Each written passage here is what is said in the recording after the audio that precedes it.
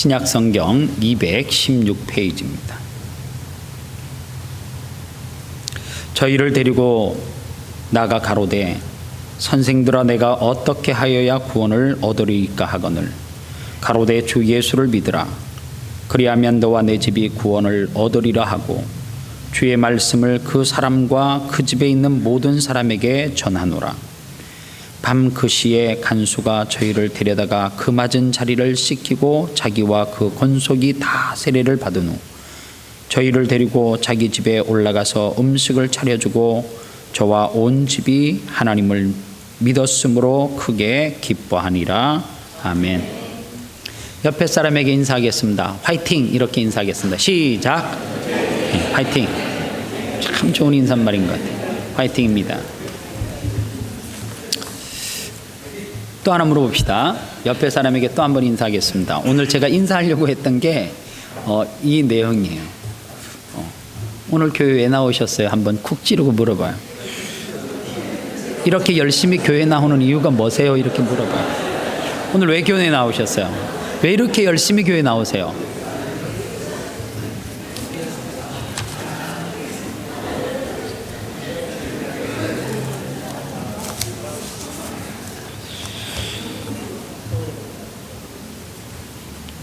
예수 그리스도를 의지하는 능력, 고난주일 하나님 앞에 이 예배를 준비하면서 예수 그리스도를 의지하는 자의 능력, 이 제목으로 말씀을 준비했습니다.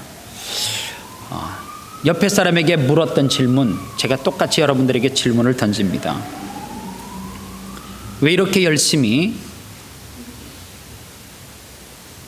오늘도 산으로 들러 나가지 아니하고 교회에 오셨습니까? 이렇게 열심히 예수를 믿으면 뭔 혜택이 여러분들에게 있어요?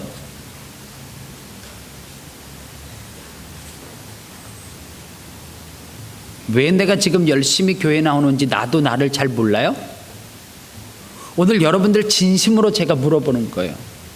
왜 여러분들 이렇게 열심히 예배에 참석하고 이렇게 열심히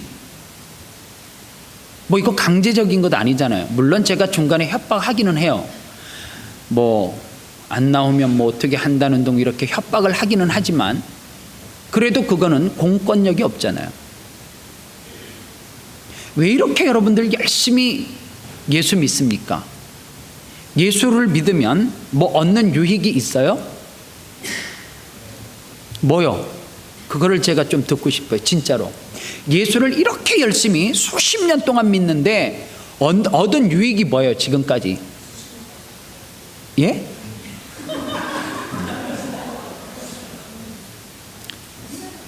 예. 설교에 전혀 도움이 안 되는 이 엉뚱한 답은 입을 막아주심이 참 좋을 듯 하옵니다. 이제 나도 안 할 것 같아요. 이렇게 숨 못 쉬어서. 예배 시간에 죽으면 제가 살릴 수 있는 능력이 없어요.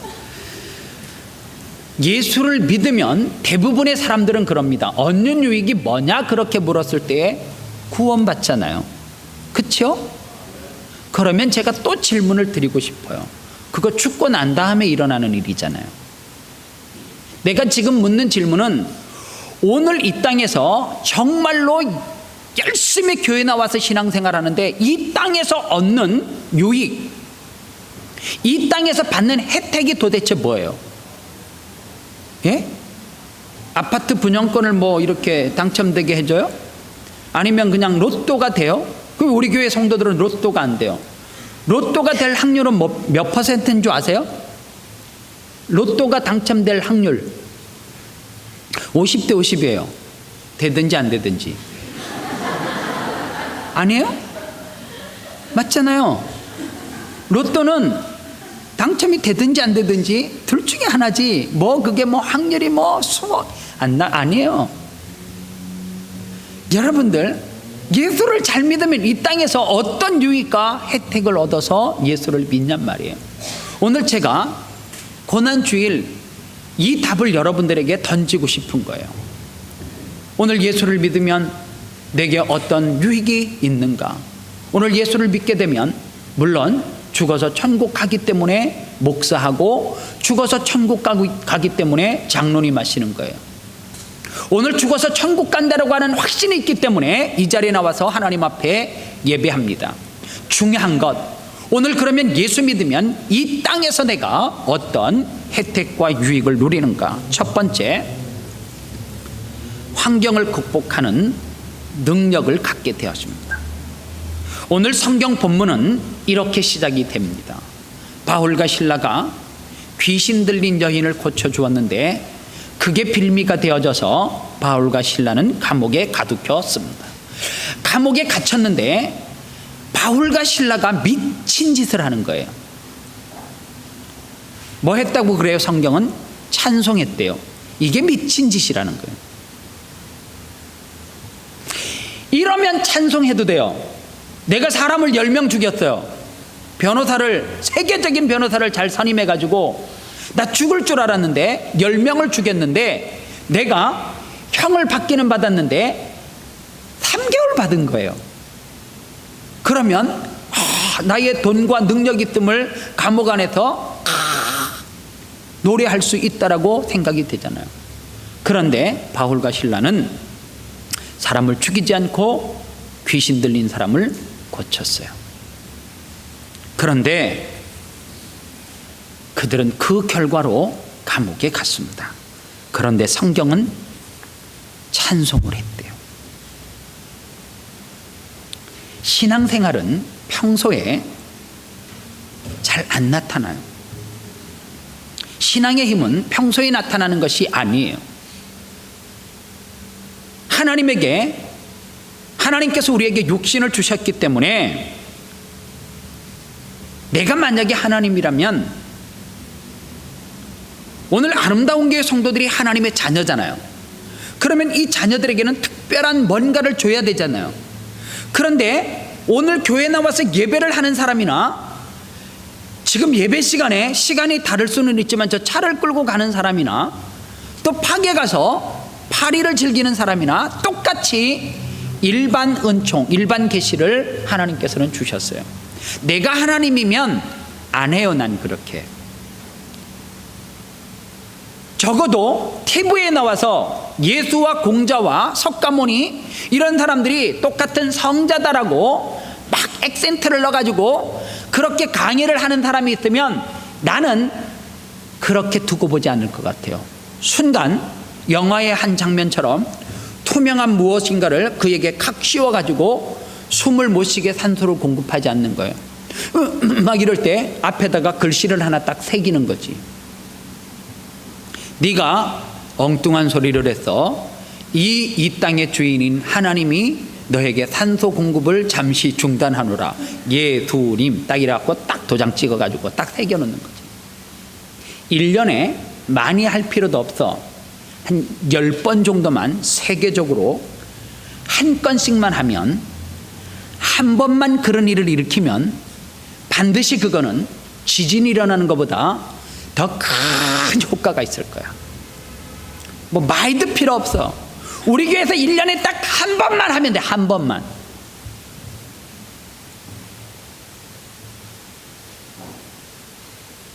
그러면 사람들이 얼마나 긴장하고 그분에게 함부로 덤비지를 못할 거 아니에요. 말 잘못하면 저렇게 된다. 역시 예수님은 석가모니 이런 애들하고 레벨 자체가 차원이 달라. 그러면서 그분은 넘버 원이야. 뭐 이렇게 이제 할 때 사람들이 다 그래 하지 않겠냔 말이에요. 그런데요, 하나님은 그렇게 안 하세요. 이 낙과 같은 이 평상시에 하나님의 능력이 나타나는 것이 아니라, 여러분들 집에 가보시면 장식장에 이 나라는 초를 좋아하니까 잘 이렇게 놔둬요. 사실 평소에 빛이 있을 때 그 초는 아무런 필요가 없는 거예요. 그냥 초가 굵다, 예쁘다, 저거 어디서 사왔다 그러고 있는데, 결정적인 순간에 밤에 전깃불이 환하게 비춰질 때는 여전히 그 초는 장식장에 장식품으로 있어요. 갑자기 정전이 됐어요. 여러분들 뭐 집에 하여간 불티나는 많이 있더라고요. 곳곳에. 그리고 뭐 필요한지 모르지만 뭐 하여간 일회용 라이터들은 집에 다 비치를 많이 하고 계세요. 뭐 화장실에도 있으시고 베란다 밖에도 있고 뭐 있어.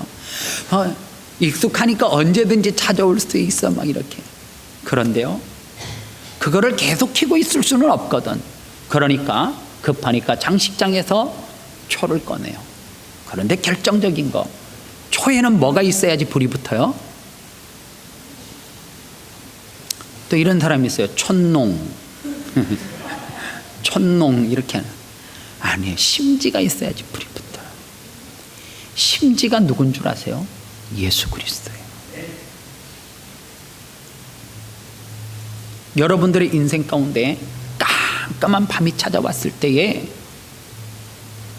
그 어둠 가운데, 그 어둠의 터널에서 벗어날 수 있는 방법은 초에 불을 붙여야 되는데, 초가 아무리 많이 있어도 그 초 가운데 무엇이 없으면 심지, 즉 예수 그리스도가 없으면 여러분들은 그 어두운 환경 가운데서 아무리 많이 가지고 있는 그 초를 가지고도 탈출할 수 없다라고 하는 사실입니다.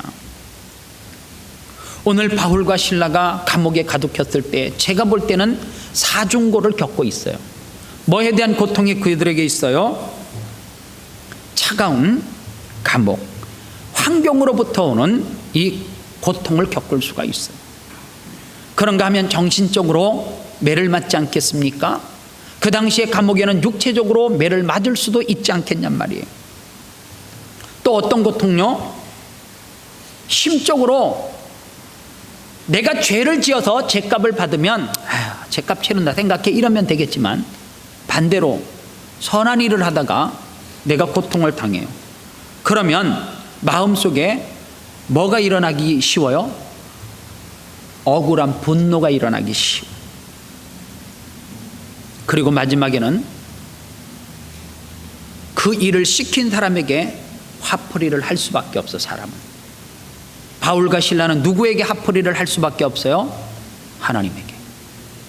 왜 하나님에게 화풀이를 할 수밖에 없냐면, 바울과 실라는 저 있잖아요, 아시아로 갈 거예요. 그렇게 하나님에게 했어요.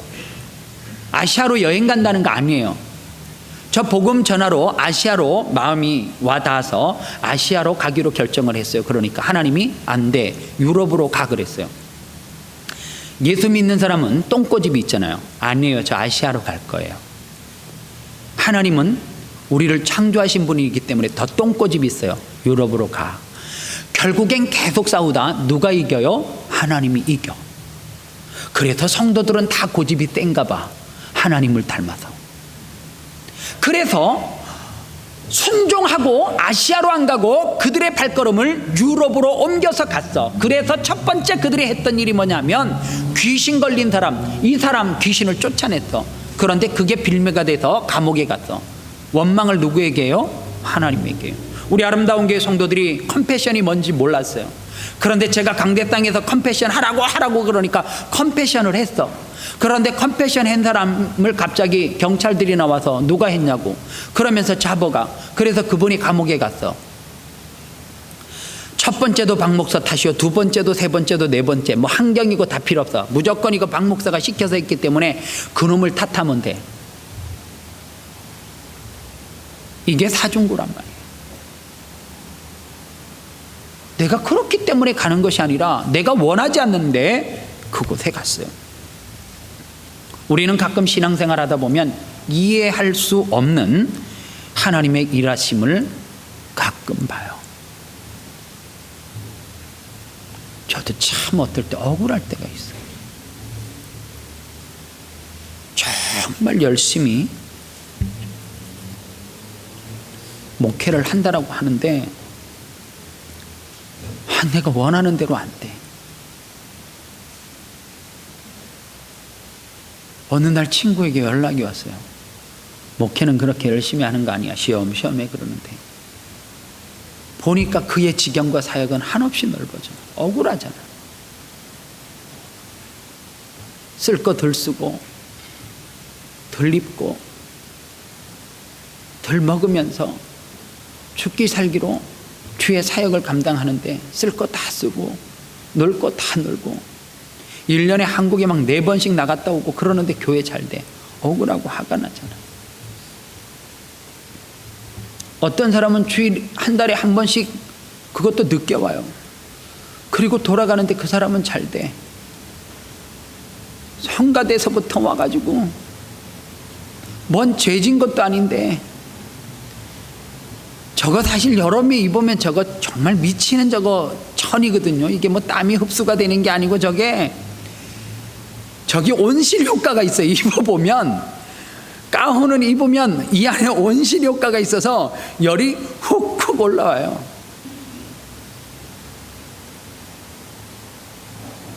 사실 죄져가지고 저 자리에 있는 거 아니거든요. 저게 무슨 제수복도 아니고.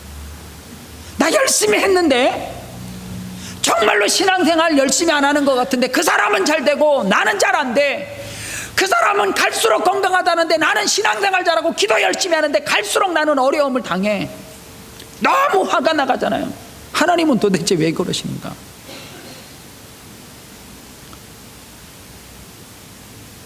그런데 더 이해가 안 되는 거는 바울과 실라가 이렇게 화가 나면 하나님 정말 그러시면 저 확 합니다 이렇게 하는 게 아니라 얘네는 또 우리보다 차원이 높게 찬양했대. 이게 또 화가 나는 거지. 힘들면 힘들다 했으면 좋겠는데. 그런데 제가요 이 답을 이 본문에서 못 찾고 욥기서에서 찾았어요. 욥기서 35장 9절로 11절 말씀에 보면 이런 말씀이 있습니다. 사람은 학대가 많음으로 부르짖으며 군주들의 힘에 눌려 소리치나 나를 지으신 하나님은 어디 계시냐고 하며 밤중에 노래를 주시는 자가 어디 계시냐 말하는 자가 없구나. 땅의 짐승들보다 우리를 더욱 가르치시고 하늘의 새들보다도 우리를 더욱 지혜롭게 하시는 이가 어디 계시냐 말하는 이도 없구나. 쉬운 성경에 참 쉽게 풀어놓았어요. 사람들은 학대를 받으면 부르짖으며 벗어나려고 애원합니다. 그러나 이렇게 말하는 사람은 드물지요. 나를 만드신 하나님은 어디 계십니까? 밤중에 노래를 부르게 하시는 그분은 어디 계십니까? 그분은 우리가 짐승보다 낫도록 가르치시고 공중의 새보다 지혜롭게 만드시는 하나님이십니다. 사람이 학대 즉 어려움을 당하면 그곳에서 벗어나려고 한대요. 그런데 그곳에서 벗어나려고 하는데 사람들은 대부분이 나를 만드신 하나님이 어디 계십니까? 이 고난의 출발 지점, 즉 고난에 이 고난을 주신 분이 하나님이심을 인정하거나 고백하지 않는데요. 그래서 사람들은 어려움이 찾아오면 어떻게 한다고요? 자꾸만 자기를 변호하려고 하는 거예요.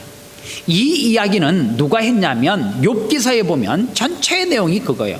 욥이라고 하는 주인공이 있고 욥의 세 친구가 있고 여기까지 하는데 욥의 세 친구와 욥이 서로 너가 잘못해갖고 너가 하나님 앞에 범죄해서 하나님은 너에게 이러한 환난을 주시는 거고 네가 하나님 앞에 지은 죄를 좀 돌아봐야 되고 막 이렇게 서로 논쟁하고 있을 때에 중간에 끼어서 나타난 사람이 젊은 사람 엘리후라고 하는 사람이에요.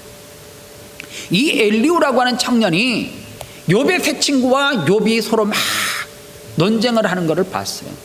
너무 화가 나는 거예요. 그래서 그가 무슨 말을 던지느냐 하면 당신들 네 사람 정말 한심합니다. 토론하는 것을 보니까 정말 한심하기가 그지없네요. 고통을 바라보는 각도가 그 정도밖에 안 됩니까? 서로 잘못을 이야기하고 나는 아니라고 자꾸만 변호를 하고 그래서 논쟁거리로 삼는 그거밖에 안 됩니까? 그러면서 엘리후가 정리를 하면 무슨 말을 했느냐 하면 왜 여러분들은 고통은 변장하고 찾아오는 하나님의 축복임을 왜 모릅니까? 그렇게 이야기합니다. 하나님은 고통 중에 지금 욥을 훈련하시고 교육하고 계시는 거라고. 그래서 하나님은 고통 가운데 그 지혜를 가르치고 계시는 거라고. 무엇보다도 중요한 것은 그 고통 중에 당신들은 노래하지 않고 뭐 하고 있다고요? 논쟁하고 있다고. 이것을 엘리후가 말하고 있는 거예요. 여러분들, 그렇기 때문에 하나님은 대낮에 이럴 때 만나기가 쉽지 않아. 여러분들의 삶이 낮과 같이 이렇게 환할 때, 별일이 없을 때는 하나님을 만나는 것이 결코 쉽지 않습니다. 오늘 모든 사람들은 이 낮과 같은 때에 뭐라고 이야기하냐면, 나는 내 주목을 믿는다. 나는 무엇을 믿는다고요? 내 지혜와 능력을 믿는다라고 그렇게 이야기해요. 그런데 좌절과 절망을 경험하고 비로소 그때 뭐라고 이야기해요? 밤중에 누구를 노래할 수 있어요? 여호와 하나님을 노래할 수 있다는 거예요. 오늘 그렇기 때문에 교회는 여러분들 그 훈련을 받는 훈련 학교라고 보시면 돼요. 오늘 우리는 각자 서로 환경이 다르지만, 상황이 다르지만, 지금도 고통의 터널을 지나가고 있는 사람들이 이 가운데는 반드시 있을 거예요. 가정의 어려움의 문제를, 자녀 때문에, 영적인 문제 때문에, 육적인 우겨쌈을 통하여서, 질병 때문에 많은 문제들이 여러분들 가운데 있는 줄 알아요. 그때 여러분들 환경을 뛰어넘을 수 있는 방법이 뭐냐면, 내게 뭐가 있는가 없는가가 중요해요. 촛대가 중요한 게 아니에요. 초가 중요한 것이 아니라 초 가운데 심지, 즉 예수 그리스도가 있느냐 없느냐가 중요하다는 거예요. 그래서 시편 23편에 여호와가 나의 목자가 되신다고 다윗이 그렇게 고백을 해요. 여호와가 나의 목자가 되시니까 그 다음에 다윗이 행복한 일만 있었던 것이 아니라 그는 사망의 음침한 골짜기로 다니는 환경이 있었단 말이에요.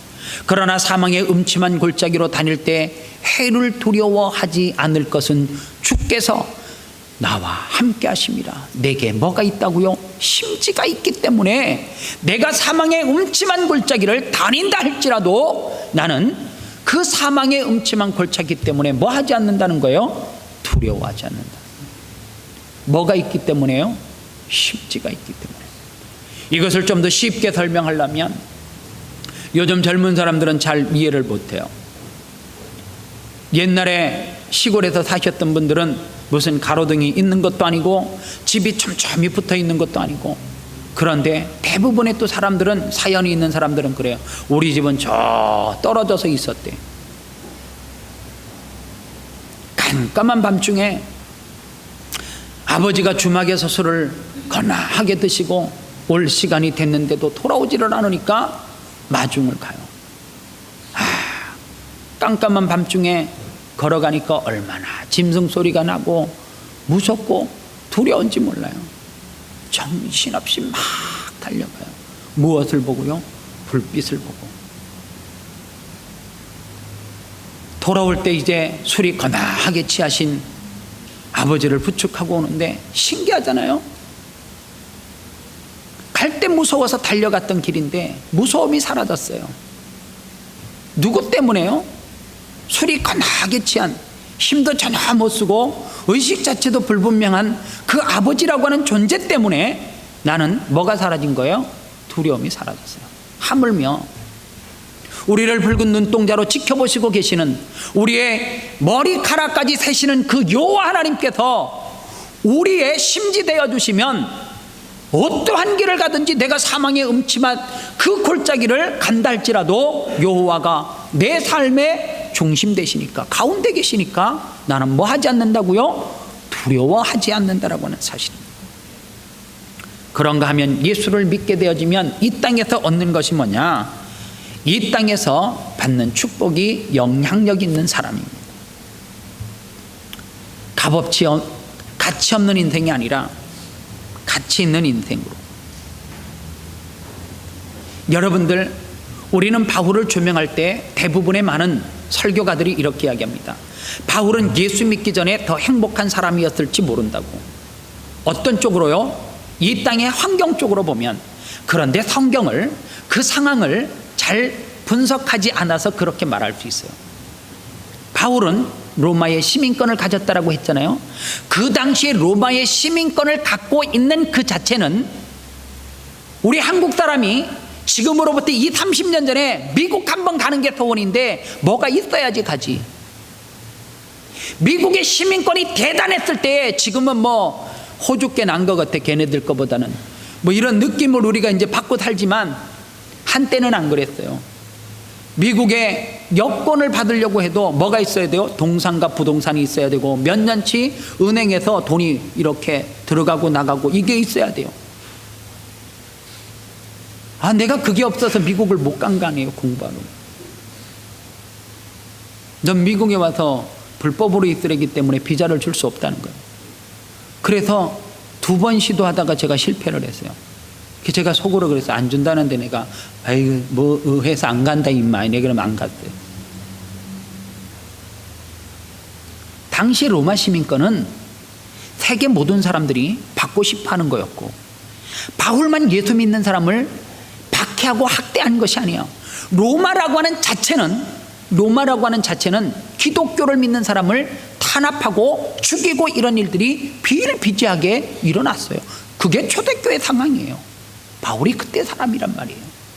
그러니까 바울을 분석할 때 여러분들 그는 환경적으로 대단한 게 아니라 그 당시에 로마의 시민권을 가진 사람은 다 공부를 그만큼 했고 예수를 죽이는데 그렇게 앞장섰었던 사람들이 부지기수로 많아요. 그런데 그가 예수를 믿고 달라진 것이 뭐냐면 호주의 시민권을 가지고 있다고 그 사람이 특출난 사람이 아니잖아. 많아. 그게 대단한 게 아니에요. 가문을 학문에서 공부를 한 게 대단한 게 아니에요. 여기 공부 안 한 사람이 어디 있어요. 예수를 믿고 그가 달라진 게 뭐냐면 영향력 있는 사람으로 바뀌어졌다는 거예요. 어떤 영향력이요? 사람을 죽이는 일에서 사람을 살리는 사람으로 바뀌어진 것, 그게 영향력이라는 거예요. 오늘 예수 믿는 저와 여러분들, 우리에게는 어떤 영향력이 있는 삶을 살고 있고 아니면 또 젊으면 계획을 하고 어떤 영향력을 행사하기 위해서 여러분들 예수 믿으면서 살아가요.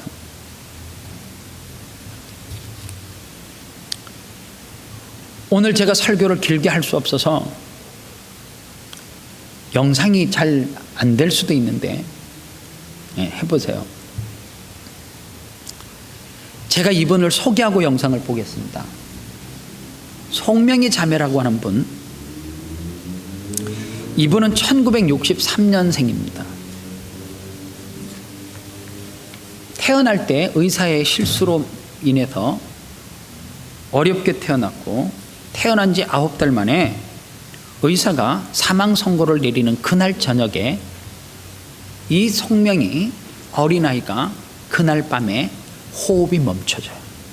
긴 시간 동안. 그래서 사람이 다 죽었다라고 했어. 그런데 그가 다시 깨어났어요. 그 호흡이 멈춰져 있던 긴 시간 때문에 이 사람이 평생 그 후유증으로 뇌에 산소가 공급되지 않아 가지고 아주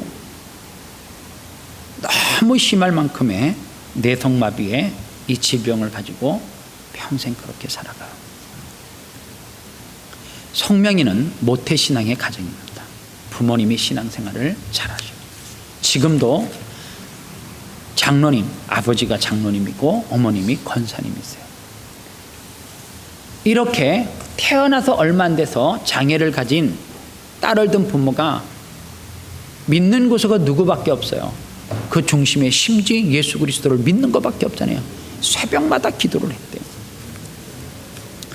17살 때까지 송명희라고 하는 이 자매가 했던 거는 뭐냐면 삶을 비관하고 죽어야 돼. 이래 살면 안 돼. 이거밖에 생각을 안 했대요. 그런데 17살 되던 해에 삶을 비관하고 있는 상황 가운데 그가 예수 그리스도를 인격적으로 만나는 체험을 하게 되었어요. 그는 몸이 너무너무 건강치 않아서 학교를 다닐 수가 없어요.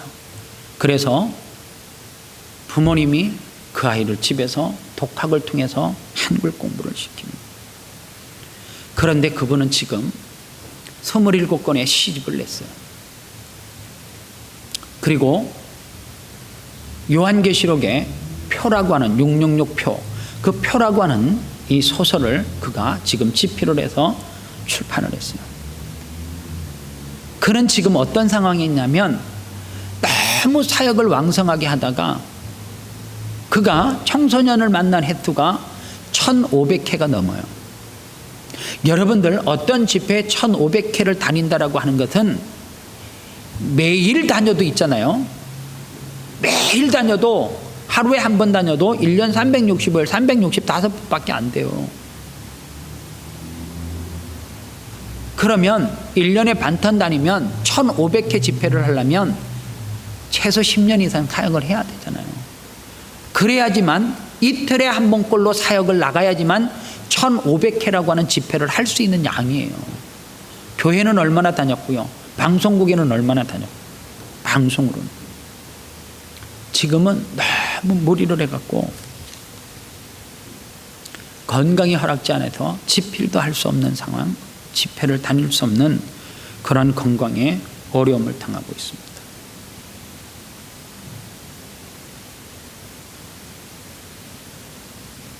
우리는 그가 썼던 시집도 읽어봤을 것이고 찬양은 뭐 여러분들 대표적으로 두 곡은 알고 계세요. 나라고 하는 노래와 그 이름이라고 하는 찬양. 예수 그 이름 나는 말할 수 없네. 그 이름 속에 있는 비밀을, 그 이름 속에 있는 사랑을, 그 사랑을 말할 수 없어서 그 풍부한 표현 못해서 비밀이 되었네. 그 이름 비밀이 되었네. 사람들 그 이름 건축자의 버린 돌처럼 버렸지만 내 마음에 새겨진 이름은 아름다운 보석, 내게 있는 귀한 비밀이라. 내 마음에 새겨진 기쁨. 예수 오 그 이름 나는 말할 수 없네. 그 이름의 비밀을, 그 이름의 사랑을. 나는 가진 재물이 없대요. 그러나 나는 가진 재물도 없고 나 남이 가진 건강이 없대요. 그러나 나 남들이 가지지 못한 그 무엇이 있다는 거예요. 그리고 그는 남이 보지 못한 것을 보았대요. 그리고 그는 남이 듣지 못한 음성을 들었고요. 그리고 그는 남이 받지 못한 사랑을 자기는 누군가로부터 받았다라고 고백해요. 그리고 후렴구에서 이렇게 고백해요. 공평하신 하나님이 나 남이 가진 건 나 없지만 공평하신 하나님이 나 남이 없는 것 갖게 하셨네. 하나님이 공평하대요. 하나님이 어떻게 공평해요? 우리에게는 공평하다 말할 수 있지만 그 자매는 공평하지 않잖아요. 방송에 나오면 마이크를 자기가 못 잡아요. 떨리니까. 말 한마디를 하면 고개를 막 하고 싶어서 하는 게 아니라 내 몸이 그렇게 움직여. 그런데 그런 고백하기를 공평하대 하나님이. 하나님이 공평해요? 이 영상에는 없지만 다른 영상을 보니까 이런 내용이 있어요. 왜 평범한 사람들은 누구를 만나는 것 때문에 고민을 하고 신경을 쓰고 그러는지 이해가 안 간대요. 왜? 나는 화장실 가는 거를 매일 염려하고 걱정하고 어떻게 도움을 얻을까 생각하면서 살아야 되는 나도 그런 염려를 안 하고 살아가는데 왜 건강한 사람들이 그런 염려를 하고 살아가는지 자기는 이해를 할 수 없더라고요. 이 영상은 다 틀지 않고 짧은 대목만 한번 같이 보겠습니다. 이 자매가 얼마나 장애가 심한지도 좀 보시고요.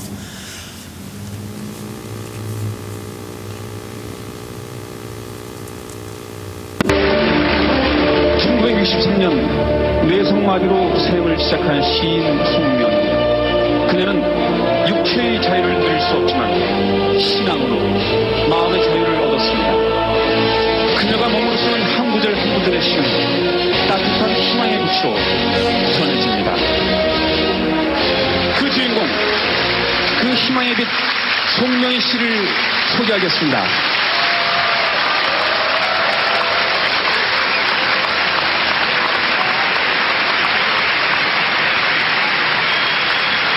어서 오십시오. 시인 송민 씨는 오늘 이 자리에 우리 400만 장애인들과 우리 모두에게 꿈과 희망과 용기를 주기 위해서 이 자리에 섰습니다.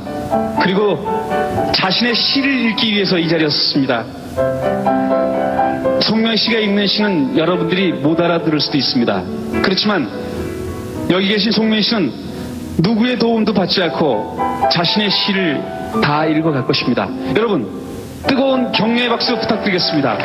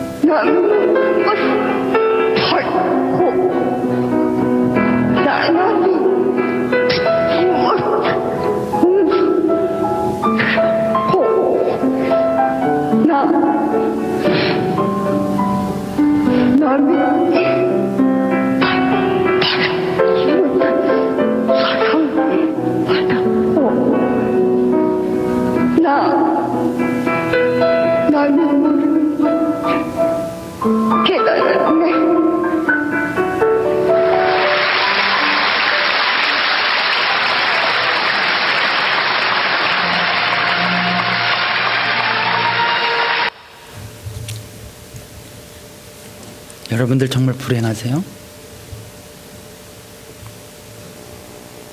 여러분들 정말 고통스러우세요? 뭐가요? 한없이 부끄럽잖아.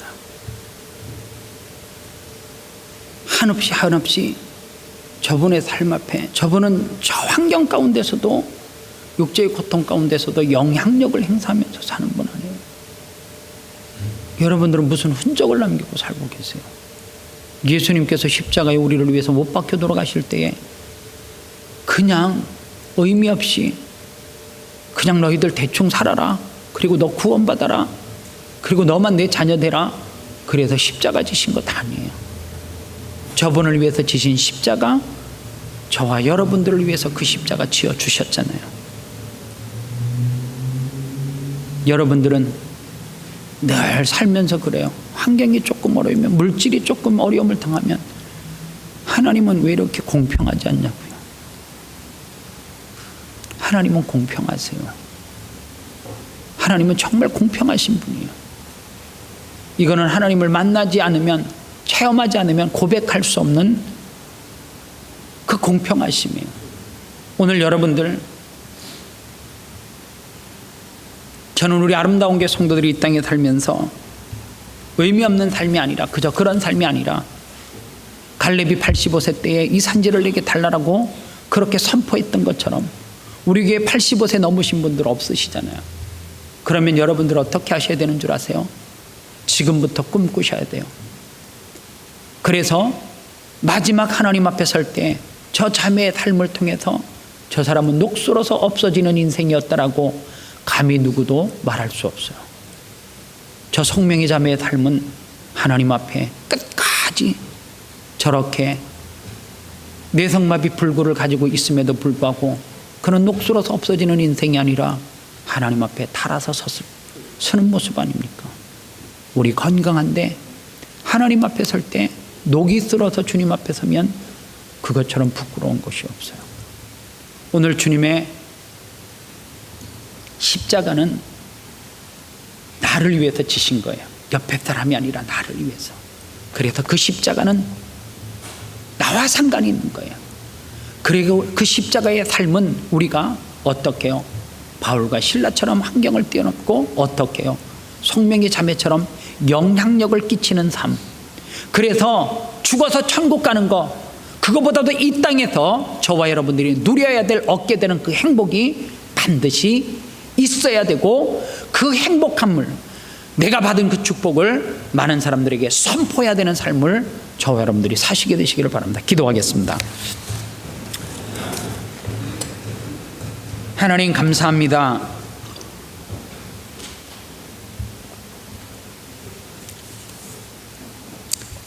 바울에게 찾아가 주셨던 그 하나님, 성명의 자매에게 찾아가 주셨던 그 하나님이 오늘 내게도 찾아왔음에도 불구하고 우리는 여전히 이 땅 가운데 환경에 눌려 살고, 하나님 그저 그런 인생으로 영향력을 끼치지 못하고 살아가는 삶을 오늘도 여전히 그렇게 살아가고 있는데, 하나님, 우리가 다시금 이 땅에서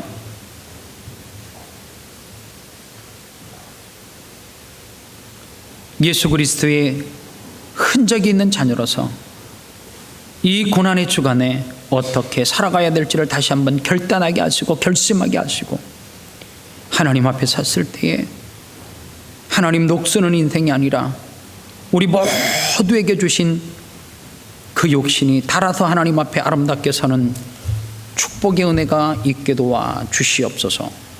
예수님의 이름으로